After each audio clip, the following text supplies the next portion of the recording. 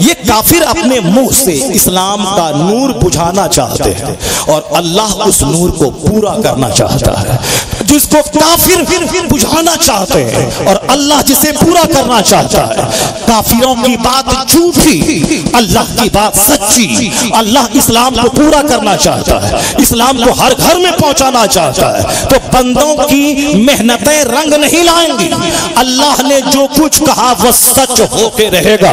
वक्ती तौर पर मुसीबत आई है, बस सब्र करें और जज्बे जहाज से लबरेज होकर अपने अपने अमाल का मुहासबा करें। और फिर जो तरकीब मुस्तफा ने बताई है कि दुआ मदीने में भी हो सकती थी, मगर हुजूर ने मदीने में दुआ न करके मैदान बद्र गए, 313 को लेके गए, सबों के हाथ में तलवार दे दी, शहादत का शौक पैदा किया। फिर उसके बाद मुस्तफा एक झोपड़ी के पास खड़े होकर दुआ करने लगे। पहले तदबीर, उसके बाद दुआ, उधर से मेहनत चली और फिर आसमान से 5000 फरिश्तों की बारात नाजिल हुई। वो दुआ अगर मदीने में होती, जिहाद ना करके, फिर वो फरिश्ते 5000 भी उतरते, मगर मदीने से चल के बद्र आए। पहले कील कांटे दुरुस्त किया, फिर उसके बाद जंगी तदबीर बताई, अब उसके बाद दुआ करने लगे अल्लाह से, लाही यह छोटी जमात आज हार गई तो कयामत तक तेरी परस्तिश न हो पाएगी। तू अपना वादा सच्चा कर दिखा।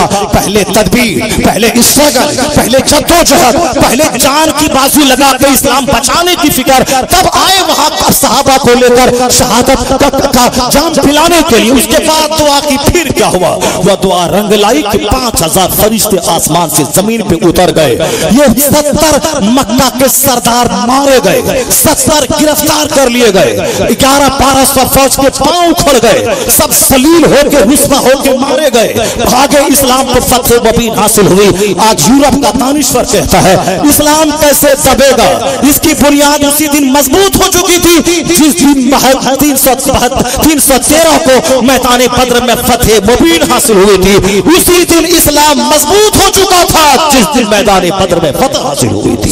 पता चला कि जद्दोजहद, स्ट्रगल, जान की बाजी लगाना, बाल बच्चों से ज्यादा अल्लाह से मोहब्बत करना।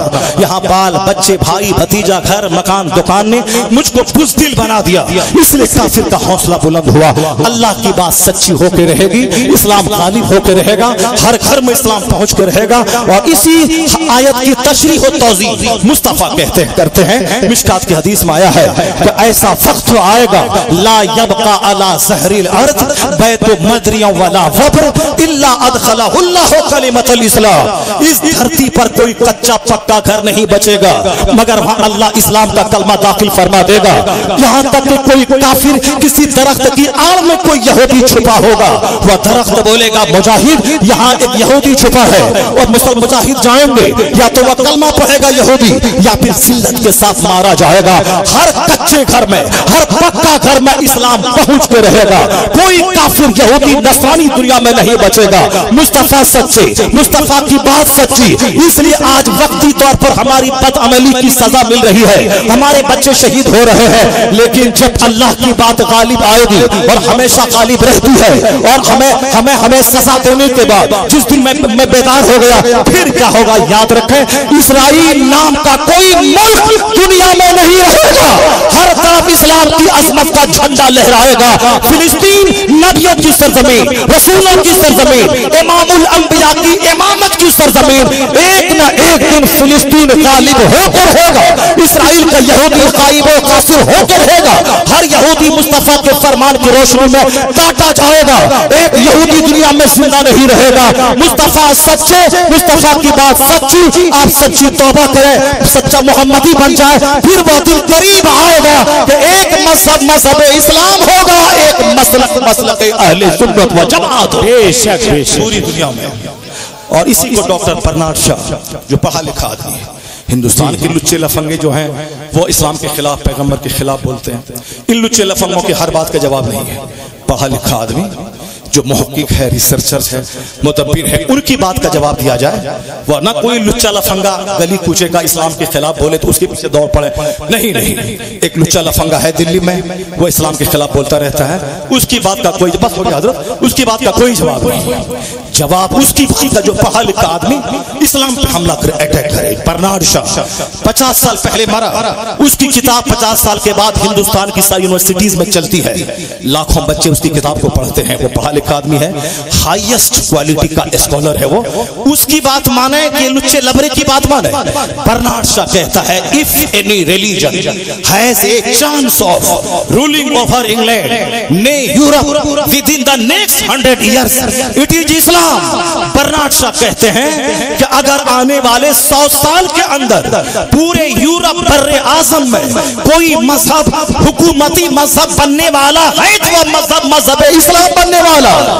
इसलिए वो आगे कहते हैं सारी दुनिया दर्द में मुब्तला है, हल समझ में नहीं आ रहा है दुनिया को, मगर वो कहते हैं कि इसका हल कहीं नहीं है। He must be called the savior of humanity. If a man like him were to assume the dictatorship of the modern world, he must succeed in solving its problems as much needed in happiness and peace। वो कहते हैं कि हर दर्द की दवा मुस्तफा के पास है, वह मानवता के रक्षक है, इंसानियत के मुहाफिज है। अगर दुनिया अपने मामलात में मुस्तफा को अपना रहनुमा मान ले तो हर समस्या का समाधान निकल आएगा, दुनिया जन्नत की शक्ल में तब्दील हो जाएगा। अपने घर का इलाज, अपने समाज का इलाज, अपनी खानकाह का इलाज, अपने मदरसे का इलाज, हर प्रॉब्लम्स का सॉल्यूशन हुजूर के पास है। जिस दिन दुनिया हुजूर के पास आ जाएगी उस दिन ये जहन्नम दुनिया जन्नत के टुकड़े में तब्दील हो जाएगी। अल्लाह तबारक व तआला हमको और आपको सबों को सरकार